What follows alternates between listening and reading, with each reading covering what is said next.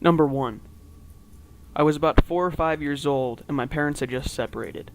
My mom was living in a 2-bedroom apartment, and I had my own room, but I liked sleeping in her bed whenever I was staying with her. Our 2 bedrooms were at the end of a hallway, directly across from each other.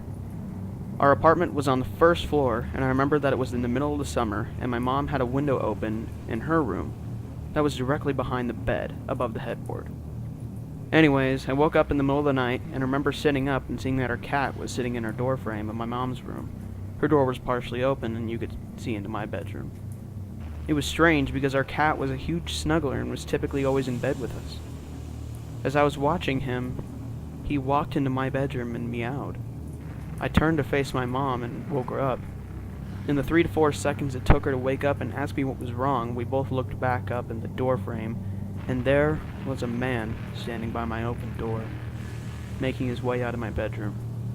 I still don't know how she managed to do it so quickly, but my mom proceeded to literally pick me up and throw me out the screen window. Again, we were on the first floor and it was maybe a 3-foot drop to the ground. She quickly followed and we were able to start screaming for help, and someone called 911.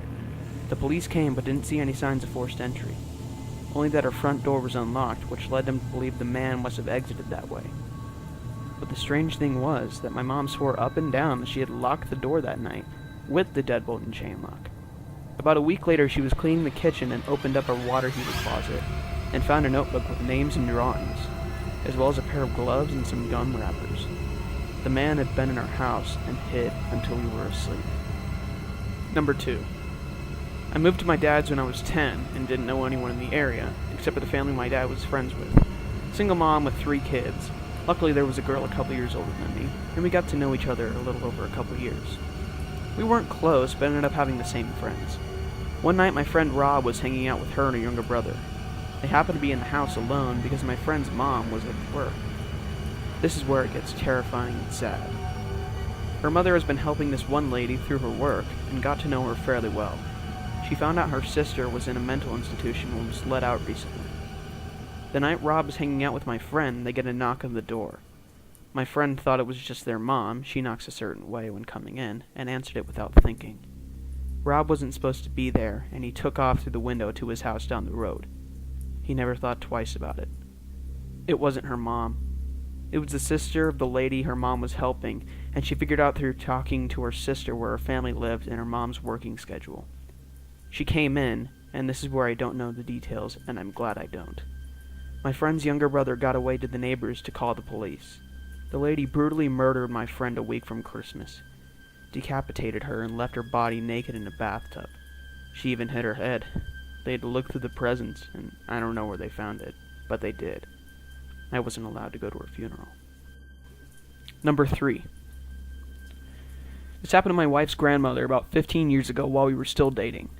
Her husband had just passed away about a year previously, but she had been going down to the library and volunteering. This was in the winter, so her walk back was while it was getting dark. The library closed at 5, and then there was some extra stuff to do before everyone actually left, and on this particular night, she turned down a ride home from another volunteer because she needed to stay in shape. The house is about a mile away through some lightly wooded area in South Texas, and as she's about halfway home, she notices someone behind her. He's walking in the same direction and gaining on her, which in itself isn't all that particular. She's old and thus not particularly fast, but in this case he seems vaguely sinister.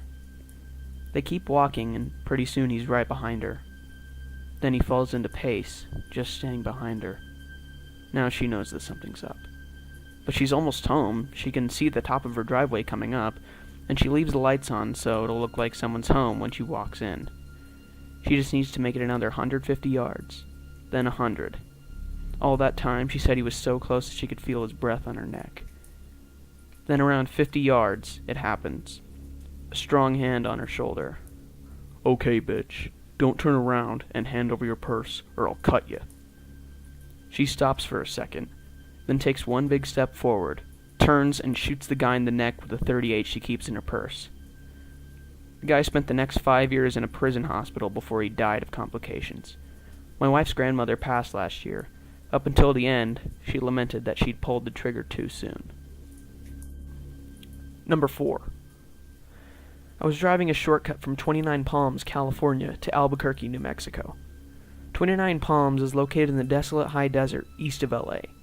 The shortcut was all two-lane road through total nothingness, except for a passing through Amboy, California. Amboy is a nearly abandoned town nearly as far below sea level as Death Valley, with a dormant volcano and lava field on one side and a salt flat on the other. It was also, at the time, a hotspot for satanic group activity. So I was driving by myself in the afternoon. I stopped in Amboy and snapped a picture of the city sign just to prove I was there to my friends, who dared me to take that route to I-40. I got back in my car and proceeded to drive up into the mountain range between Amboy and I-40. Once I reach the top, I am driving north through a canyon with high grass on both sides of the road. Up ahead, I see some stuff in the middle of the road. As I approach, I slow down to see a red Pontiac Fiero stopped sideways across both lanes, a suitcase open with clothes scattered everywhere, and two bodies lying face down in the road, a man and a woman. I stop 100 feet or so away with the hair on the back of my neck standing up. Being a Marine, I reach under the seat and pull out a 9mm pistol and chamber around. Something seemed very wrong. It looked too perfect, as if it were staged. An ambush? Something was just wrong. Getting out of the car seemed unthinkable. As I scanned the road, I saw a line I could drive. Past the guy in the road on his left, swerved to the right of the woman, behind the Fiero, and I'd be on the other side. I dropped it into first gear, punched it, and drove the line I planned. I passed the back of the Fiero without hitting it or either of the bodies in the road. I continued forward a couple 100 feet and slowed down so I could breathe and let my heart slow down. As I looked up into the rearview mirror, I saw the two bodies had gotten up to their knees, and 20 or so people emerged from the tall grass on either side of the road by the car and bodies. At that moment, my right foot smashed the gas pedal to the floor and did not let up until I had to slow down for the I-40 east on-ramp. I will never know what would have happened to me had I gotten out of the car to check on the bodies or stopped my car closer to them. Number 5. Some friends and I were doing some night fishing on the James River. We were sitting along the shoreline with a nice fire going, accompanied by the usual idle talk and a few beers, when suddenly everyone just stopped talking, like a switch was flipped. We were all staring across the river and felt as if something or someone was staring back. It was a very uneasy feeling, to which some of the group tried to shake off with the typical macho humor, when a blood-curdling sound erupted from the other shore that froze everyone in their tracks. This sound was unlike any other that I had heard, and it made every hair on my body vibrate and tingle. The only way I can describe it is it sounded like a wild person with no language skills being gutted alive. No words, just this high-pitched, blood-curdling scream. Nobody moved or said a word. We all just sat there fixed in our stare, when just as suddenly a second scream was let loose with even more force than the first. By this time, several of us were sprinting to our trucks that were parked within 20 or 30 feet and retrieving various firearms. We all sat there quietly with our eyes fixed, staring towards the opposite shore, watching the light from our fire reflecting off the rocks. Hours later, we packed it up and left, feeling very unsettled. We never did figure that one out, or even hazard a guess as to what was on the opposite bank.